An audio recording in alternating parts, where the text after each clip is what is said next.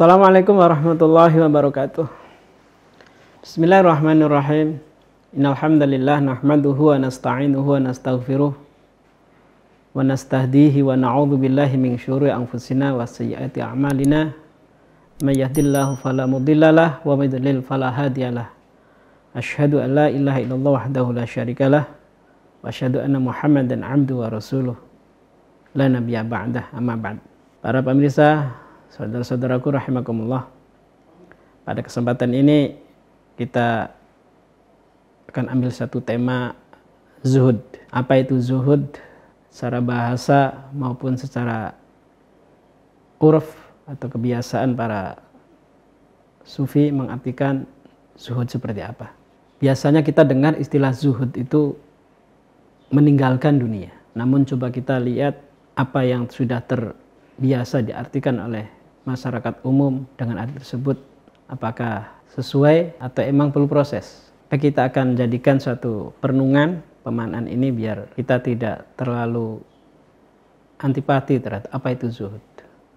Karena banyak orang kadang ketika dikatakan kita harus berzuhud malah dia takut. Bismillahirrahmanirrahim. Di sini ada satu penjelasan dari Ibnu Ajibah tentang makna zuhud.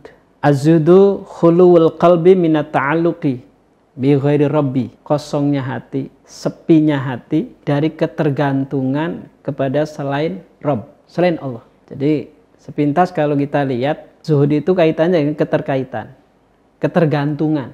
Jadi kalau kita masih dalam diri kita mengandalkan, menjadikan sesuatu selain Allah sebagai tempat keterikatan kita, ketergantungan kita, itu namanya masih belum zuhud. Au burudud dunya minal qalbi, atau dunia itu di dalam hati tidak mempengaruhi, biasa-biasa aja, tidak menjadikan hati itu bergejolak untuk dunia. Wa uzufin nafsi anha, melepaskannya nafsu, dalam arti melepaskan keterikatannya nafsu jiwa terhadap atau dari dunia. Di makna zuhud itu adanya dalam kesadaran di dalam batin. Makanya ketika kita melakukan aktivitas yang terkait dengan dunia kita, ketika disikapi dengan sisi-sisi keduniaan dalam diri kita, sementara batinnya, hatinya itu tidak terikat, itu termasuk sudah melakukan sikap zuhud. Artinya hal-hal yang terjadi, interaksi yang terjadi, yang bersifat fisik. Misalkan kita menggunakan tangan kita untuk bermuamalah, berinteraksi dengan sesama, menggunakan kaki kita. Tapi apa yang dilakukan oleh tangan dan kaki kita ini tidak menjadikan hati itu terkotori. Hati itu tetap bersih, hatinya tetap menjaga kesadarannya bersama Allah Subhanahu wa Ta'ala.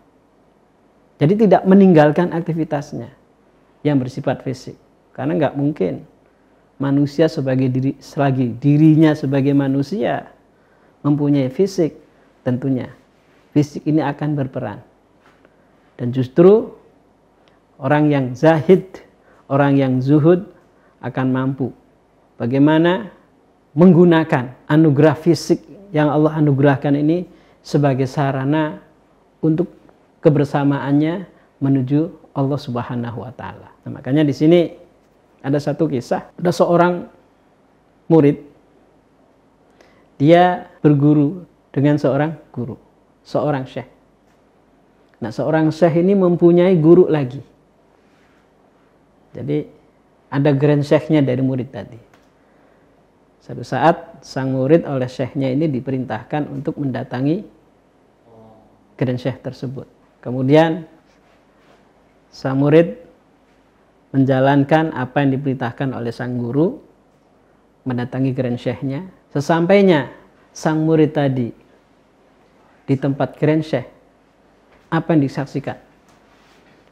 Sang murid tadi membandingkan antara kondisi gurunya dengan grand syekhnya. Ketika menyaksikan seorang grand syekh, seorang guru besarnya dari gurunya Orang yang sudah dinyatakan terkenal dengan kezuhudannya. Tapi ternyata kehidupan disaksikan secara mata zahir, kehidupan dunianya mewah, kaya raya. Sehingga sang murid membandingkan dengan gurunya. Kok kenapa? Guru saya mengajarkan zuhud kepada kami.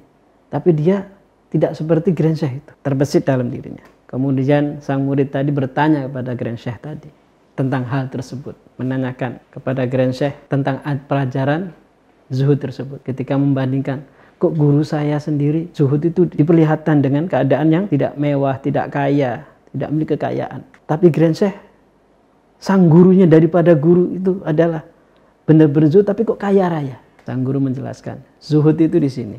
Ketika kalian melihat guru Anda itu sebagai seorang yang zuhud, oleh Grand Syekh dilihat dia itu belum zuhud. Hati dia masih mengejar-mengejar dunia.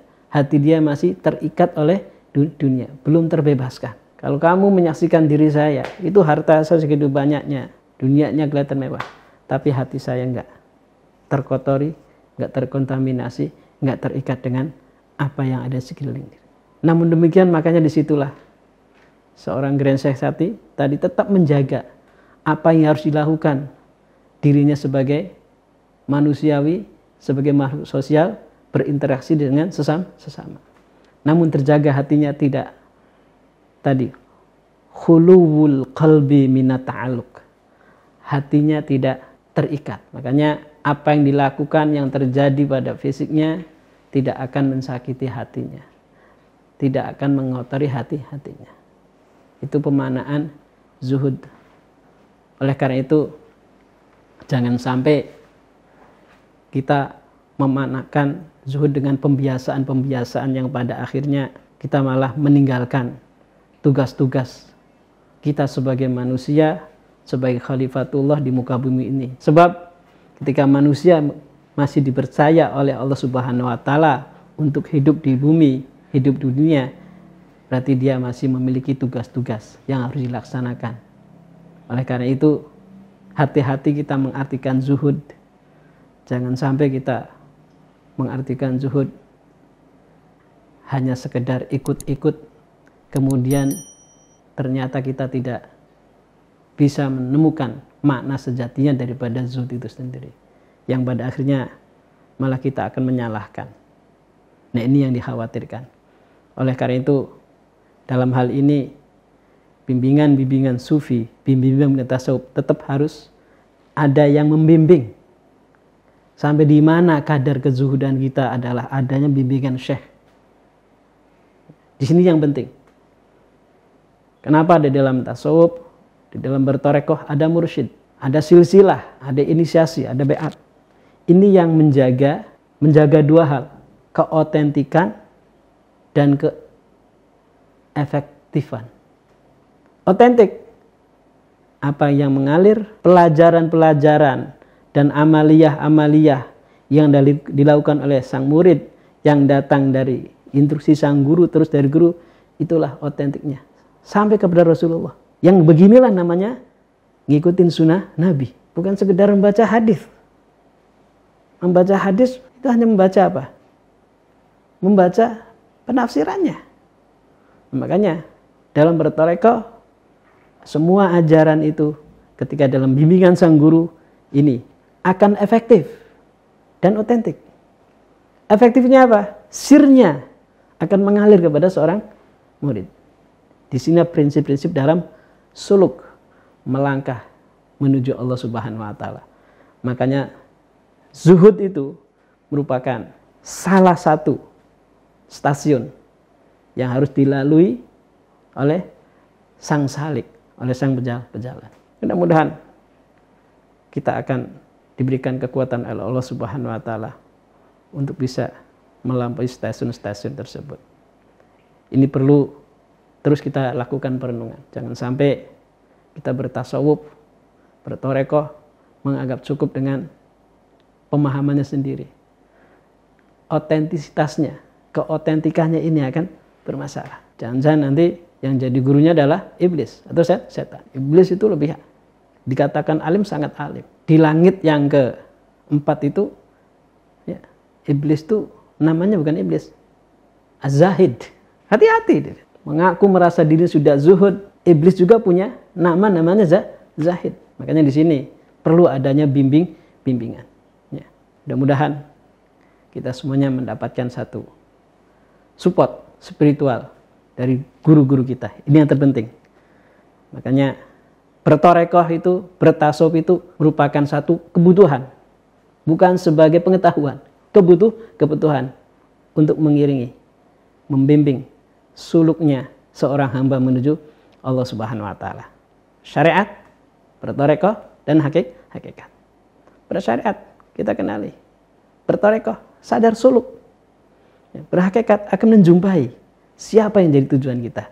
Ilahi anta maksudi waridhoka matlubi. Demikian, mudah-mudahan kita bisa menjadikan perenungan dengan apa yang kita dapat pada sesi ini.